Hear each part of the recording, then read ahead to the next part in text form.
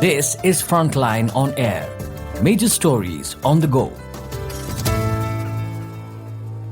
Manmohan Singh, the heterodox economist. Contrary to the perception of being a votary of market liberalization, Singh viewed himself as close to Nehruvian thinking. Pritam Singh. Voice by Rakesh Sharma, Timber Media. In the tributes paid to Manmohan Singh, he has been described as the architect of economic liberalization since he was appointed finance minister in 1991 by the then Prime Minister P.V. Narasimha Rao, and he pursued it when he was Prime Minister from 2004 to 2014. This is a narrative that has been widely shared within India and abroad. Like any narrative that develops and assumes the character of common sense about a subject, it has two broad aspects. First, most people passively repeat what is commonly said in the age of mass media. Two, there are deliberate political ideological objectives in promoting that narrative. Those who promote that narrative come from two opposing perspectives. Those on the right promote it by describing the earlier era as one of Nehruvian socialism and hailing that liberalization as a corrective capitalist response to what they describe as the flawed socialist vision of the Nehruvian era. Those on the left promote this narrative as a way of criticizing the IMF World Bank approach to economic policy making, even if they disagree with the description of the Nehruvian regime as socialist. Both these takes on understanding Manmohan Singh's economic vision are wrong in different ways. The right-wing perspective is flawed because the Nehruvian policy regime was not socialist. It was a state capitalism model, and the Manmohan Singh era was not one of unfettered capitalism. The left-wing perspective is wrong because the reforms Manmohan Singh initiated were not a passive acceptance of the IMF World Bank approach. He had the intellectual power and credibility to make changes to that approach by incorporating in it the pro-poor egalitarian inclinations he inherited from the economics he was trained in at Cambridge and Oxford and from the teachings of Guru Nanak. The formative influence of his Sikh upbringing on his economic vision is mainly unknown, especially to economists. He studied at Cambridge and Oxford during a period of post-war capitalism heavily influenced by the Keynesian economic paradigm. Keynesianism, which was especially dominant at Cambridge, was a critique of neoclassical economics. The Great Depression of 1929 to 1933 dealt neoclassical economics with its religion-like belief in the market as an unblemished corrective of economic disequilibrium, a mortal blow. Massive unemployment and deficit demand due to low wages for workers ripped apart the market-driven model of capitalism based on the neoclassical economics paradigm.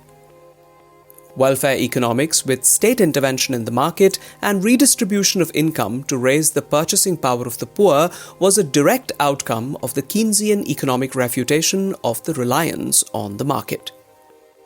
It was also a period of the rise of Fabian socialism in the UK, a doctrine of making redistributive changes within capitalism to reduce the social injustice inherent in a capitalist economy. Jawaharlal Nehru was particularly attracted to Fabian socialism. The formation of Manmohan Singh's economic vision in the UK was influenced both by Keynesianism and Fabian socialism. This explains why, contrary to the dominant narratives, Manmohan Singh viewed himself as close to Nehruvian thinking. Influence of the Sikh faith. My understanding of the influence of his Sikh faith on his worldview emerged through discussions with the late Professor Ajit Singh, his close friend and a leading light of the Cambridge School, and from the time I spent with Manmohan Singh and his wife Gursharan Kaur at their house in 2019.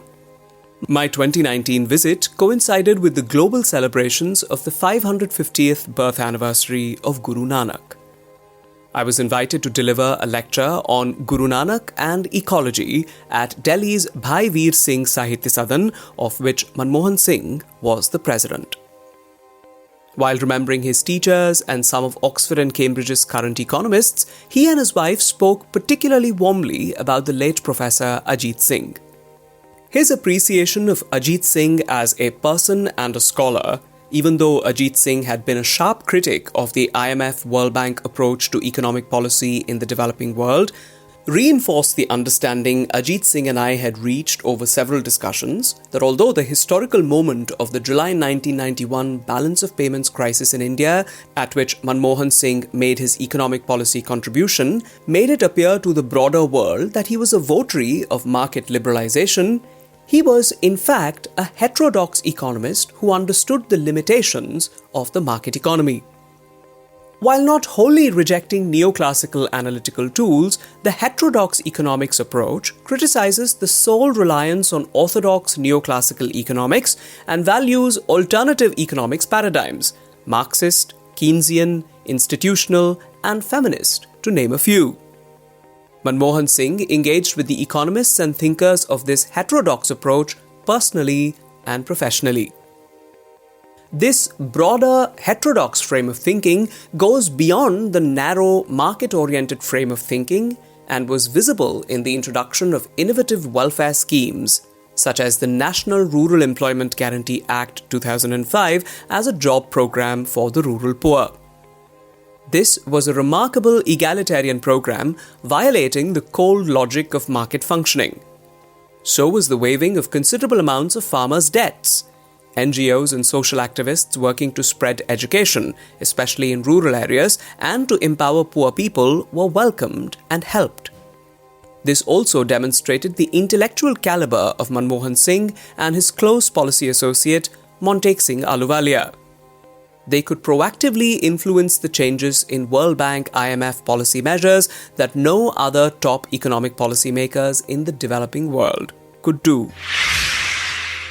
A great mind. It is the hallmark of a great mind to admit the limitations of one's knowledge. When I expressed my view during our visit that the two overriding problems in India and globally were increasing inequalities and ecological devastation, he admitted that he had not fully grasped environmental economics.